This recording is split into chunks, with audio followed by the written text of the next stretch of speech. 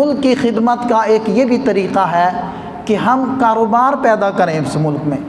اور ایسی مصنوعات یہاں تیار کریں جو معیاری بھی ہوں اور جو یہیں سے پیدا ہوتی ہوں، اور پھر اس کو بڑھاوا دے کر ہم دوسرے ممالک تک پہنچیں تاکہ ریونیو اور تاکہ وہاں سے آمدن کا ذریعہ بنے، اور ہمارا ملک اس لحاظ سے ہماری وجہ سے ملک کو فائدہ ہو۔ اور اگر اللہ تعالیٰ نے مجھے اس قابل کر دیا ہے کہ میرے اوپر ٹیکس بنتا ہے، تو میں اپنے آپ کو باقاعدہ فائلر بنا کر باقاعدہ ٹیکس ادا کروں۔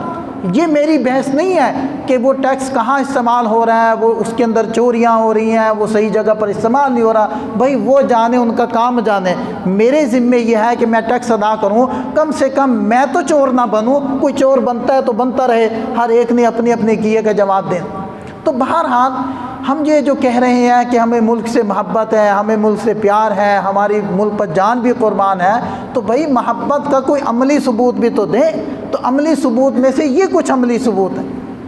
کہ ہم اس ملک سے محبت کرتے ہیں تو اس کی عوام سے محبت کریں، ان لوگوں کے کام آئیں، اور جن لوگوں کو اللہ تعالیٰ نے توفیق دی ہے وہ مختلف اداروں کے اندر بیٹھے ہیں، اور وہ ادارہ ان کو ایک کام ذمے لگا کر اس کی تنخواہ دیتا ہے، پھر وہ لوگ جب عوام ان کے پاس اپنا کام کروانے جاتی ہے تو پس و پیش کیوں کرتے ہیں،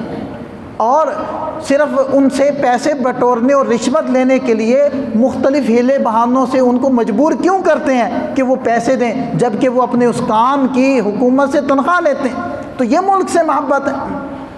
تو اس لیے ملک سے محبت ہے تو ہم اس کے جو عملی تقاضے ہیں ان کو پورا کریں۔ اللہ تعالی ہمیں سمجھ عطا فرمائے، عمل کی توفیق عطا فرمائے۔ وآخر دعوانا الحمدللہ۔